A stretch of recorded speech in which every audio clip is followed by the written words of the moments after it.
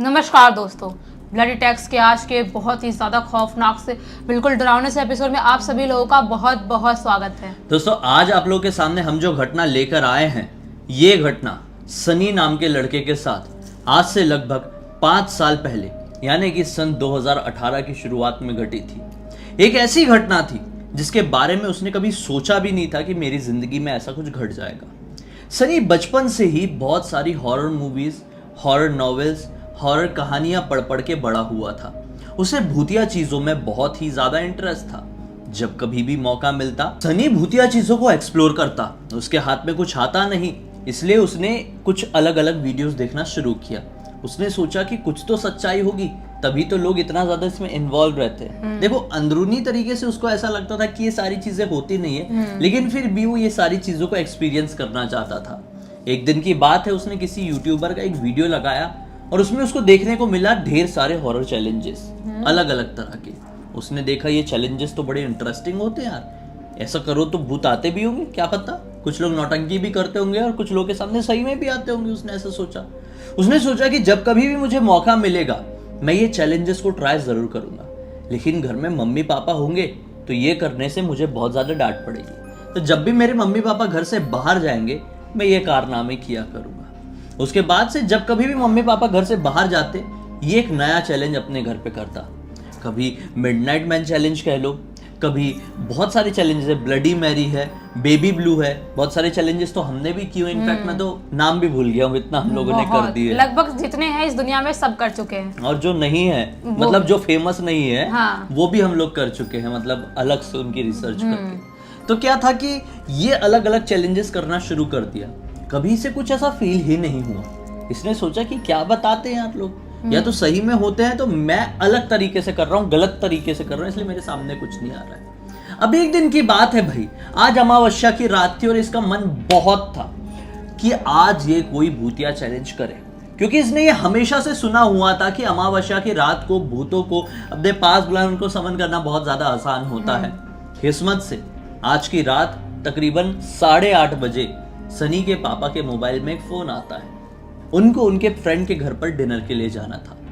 वो उनकी मम्मी को भी रख लेते, मतलब सनी की मम्मी को भी बोलते हैं कि चलो हमारे साथ। और ये दोनों अपने फ्रेंड के घर डिनर पार्टी में एकदम जो अर्जेंटली आई हुई थी, मतलब ऐसी जो इनविटेशन होता है ना, जो अचानक से आता है, बोलते हैं कि आ जाओ हमारे घर पे खाना खाने, वैसा वाला। तो ये लोग निकल जाते हैं। ये काफी ज्यादा खुश हो जाता है, अरे वाह आज तो बहुत ही अच्छी चीज हो गई, चलो अब मैं ये जरूर करूंगा।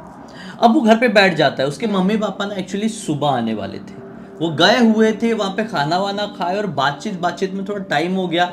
उनके फ्रेंड ने बोले कि हमारे घर ही रुक जाओ, कल चले जाना।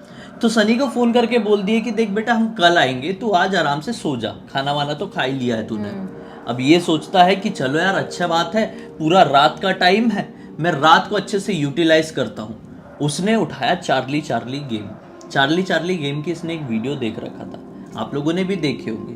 एक प्लेन पेपर रहता है, उसमें ऐसा लाइन खींचते हैं, फिर यस नो ऐसा ऐसा लिखते हैं, और फिर पेंसिल रखते हैं बीच में। पेंसिल रखते हैं, पेंसिल मूव करता है अगर कोई भूत आएगा तो। हाँ, 2 पेंसिल्स रखते हैं, एक ऐसी एक ऐसी। हाँ, तो फिर सवाल पूछना शुरू करते हैं। इसने भी वही करना शुरू किया, वहां पे रख दिया। रात के 3 बज रहे थे अभी। उसके चारों तरफ कैंडल रख दिया, वो जो बोर्ड तैयार किया था, और अलग अलग तरह के सवाल करना शुरू कर दिया। ऑब्वियसली पहले ऐसा बोला उसने, जो भी तरीका होता है कि क्या मेरे आसपास कोई आत्मा है, क्या कुछ आना चाहता है, कुछ मुझसे बात करना चाहता है, ऐसा ऐसा बहुत सारी चीजें बोला जो भी बोलते हैं। और उसके बाद इसने अपने सवाल बोलना शुरू किया। सब कुछ किया, लेकिन वो पेंसिल मूव ही नहीं हुई। इसका दिमाग खराब हो गया, पेंसिल मूव ही नहीं हुई यार, ये कोई चैलेंजेस काम नहीं आ रहे, मतलब कोई भी भूत है ही नहीं। अब तक इसने लगभग सारे चैलेंज कर लिया था, ये आखिरी बचा हुआ था। इसने सोचा छोड़ो, उठा के साइड में रखता हूँ, सोता हूँ आराम से, सुबह उठना है जल्दी, ऐसे बोल के सोने के लिए चले जाता है, सब साइड वाइड में करके। सोए हुए 5 मिनट ही हुए थे कि इसको किचन से बहुत जोर से कुछ गिरने की आवाज सुनाई देती है। ये झटके से उठता है, इनका बड़ा घर था, किचन की तरफ जाता है और देखता है कि क्या गिरा, कुछ समझ में नहीं आ रहा था कि अचानक से इसके पैर से ग्लास लगती है। तो पता चलता है कि एक स्टील की ग्लास है जो कि गिर गई थी, उसकी वजह से ये आवाज आई है। ये सोचा कि अपने आप कैसे गिर गई, घर पे कोई ऐसा चूहा बिल्ली तो है नहीं जो गिर जाएगी। सोच ही रहा था रख के, अब सोचा कि अब शायद होगा यार, हवा हवा आएगी, कुछ हुआ होगा, जाके सो जाता हूँ मैं, बहुत हो गया अभी।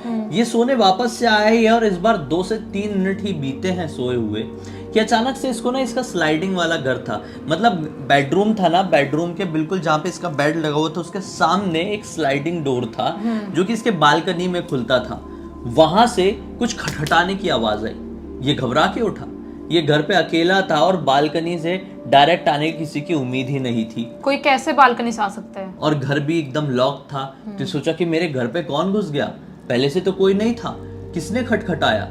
ये ऐसा सोच के उठा ही है कि लिटरली इसने होशो हवास में देखा है कि इसकी आंखों के सामने वो स्लाइडिंग को क्रॉस करके जुब से एक जगह से दूसरी जगह कोई गया।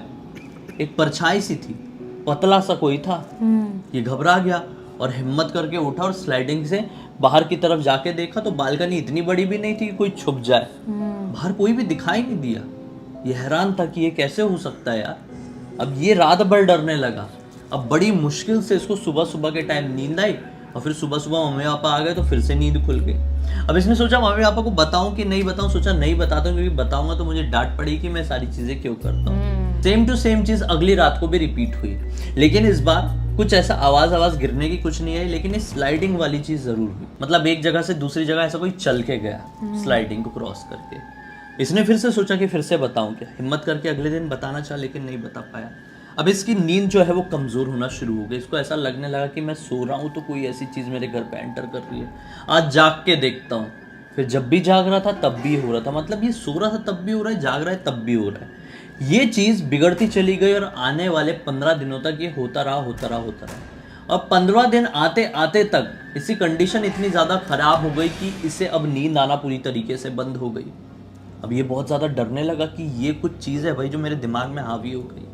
मैं मम्मी पापा से इस बारे में बात करता हूँ। मम्मी पापा से बात किया, उसे डॉक्टर के पास ले जाया गया। उसने ये नहीं बताया कि मुझे कुछ दिखता है, उसने बताया कि मुझे नींद नहीं आती है। डॉक्टर ने उससे पूछना शुरू किया लेकिन डॉक्टर को इसने क्लियरली नहीं बताया।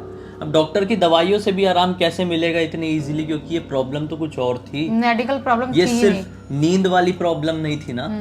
तो डॉक्टर ने क्या सजेस्ट किया कि आप इसे एक साइकाइट्रिस्ट के पास लेके जाओ जिससे सही तरीके का सवाल करेंगे और तभी समझ में आएगा कि क्या जड़ है, क्या रूट है और क्यों ये हो रहा है। उसने साइकाइट्रिस्ट को पूरी बात बताया। साइकाइट्रिस्ट के पास गया तो, क्योंकि साइकाइट्रिस्ट लोग अकेले में बात करते हैं। इसने बताया और वो भी बहुत ज्यादा हैरान हुए कि ये कैसे हो सकता है। ये लड़के का दिमाग नहीं हिला हुआ है, ये लड़का पूरे अपने दिमाग के नॉर्मल कंडीशन में, लेकिन फिर भी इसे कुछ चीज दिखाई दे रही है। इसका मतलब वो चीज बहुत ज्यादा पॉसिबिलिटी है कि सचमुच में एग्जिस्ट कर रही है। तो साइकाइट्रिस्ट ने थोड़ी दवाई दिया लेकिन इस दवाई से भी इसको असर नहीं पड़ा।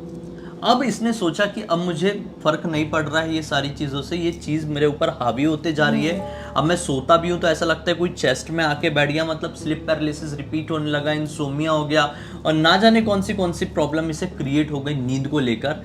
फिर इसने सोचा कि अब वक्त आ गया मम्मी पापा को बताने का। इसने मम्मी पापा को पूरी एक एक बात बताया कि पिछले 1-1.5 महीने से ये क्या फेस कर रहा है, क्यों फेस कर रहा है।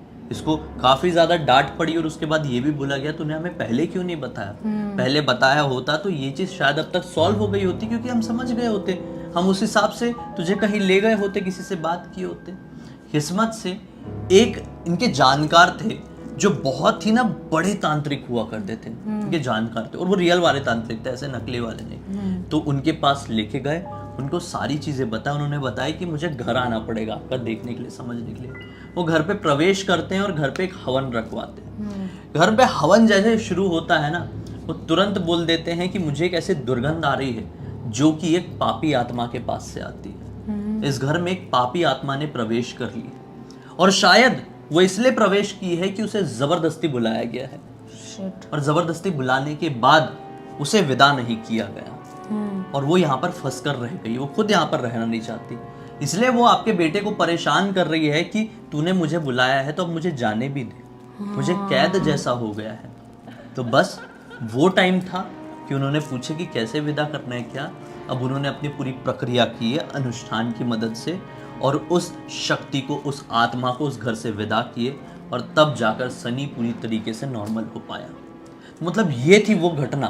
किस्मत अच्छी थी कि इन्हें बहुत जल्दी, ये बहुत जल्दी भी नहीं था लेकिन काफी जल्दी पता चल गया। उसके साथ कुछ Actual ऐसी कारण। दुर्घटना नहीं हो पाई या उसके साथ कुछ ऐसे प्रॉब्लम नहीं हुई जिसकी वजह से उसकी पूरी लाइफ खत्म हो जाए। किस्मत से ये एक अच्छे तांत्रिक को जानते थे, रियल वाले। लेकिन कुछ लोग फेक लोगों के झांसे में आ जाते हैं और उनका टाइम वेस्ट होता रहता है।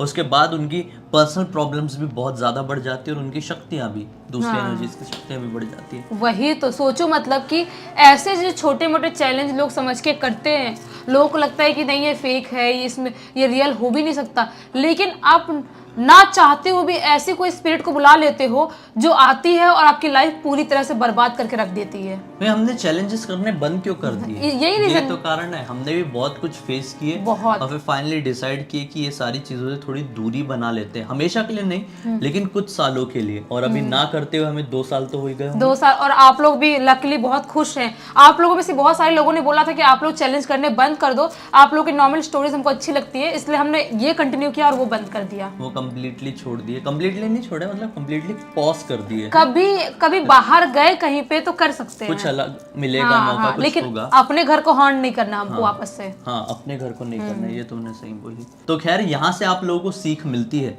कि अगर इस तरह के चैलेंज को गलती से भी आपने ट्राई किया, वैसे तो नहीं ही करना चाहिए, किसी भी कंडीशन में नहीं करना चाहिए, लेकिन अगर बाय चांस आपने कर लिया, आपके दोस्त ने कर लिया है, तो ज़रूर उसे सजेस्ट करें या फिर खुद भी ध्यान रखें कि ऐसे चैलेंजेस का एक क्लोजिंग थीम भी होता है। मतलब इस चैलेंज को क्लोज करना पड़ता है, मतलब जो भी चीज़ आपने बुलाए हो उसको वापस भी भेजना होता है। मतलब एक बार आपने शुरू किए तो उसको पूरा कंप्लीट ज़रूर करना, वरना वो आत्मा ट्रैप होकर रह जाएगी, वो शक्ति ट्रैप हो जाएगी और फिर उसके बाद आप लोगों को उसका खामियाजा किस रूप में भुगतना पड़ेगा ये आपने कभी सोचे भी नहीं होंगे दोस्तों। तो उम्मीद करते हैं कि आज की कहानी के जरिए आप लोगों को मनोरंजन भी मिला होगा, साथ ही साथ अच्छी अच्छी जानकारी भी। अब तक इस वीडियो को देखें तो लाइक जरूर कर देना, चैनल को सब्सक्राइब करके बेल आइकन दबा के ऑल के ऑप्शन में क्लिक करना, क्योंकि इस तरह के हैरान कर देने वाले खौफनाक वीडियोस आप लोगों के सामने डेली लेके आते रहते हैं। इंस्टाग्राम की लिंक इस वीडियो डिस्क्रिप्शन बॉक्स में मिल जाए, क्लिक करके डायरेक्टली वहां पर पहुंच जाना। और इसी तरह की कोई भी कहानी, टॉपिक या जानकारी आप लोग के पास भी है तो लिख भेजना, हो सकता है हमारा अगला वीडियो आप लोगों के हिसाब से ही बन रहा हो। तो चलिए कल फिर से मिलते हैं, तब तक के लिए बहुत बहुत धन्यवाद। आप लोगों का दिन शुभ हो।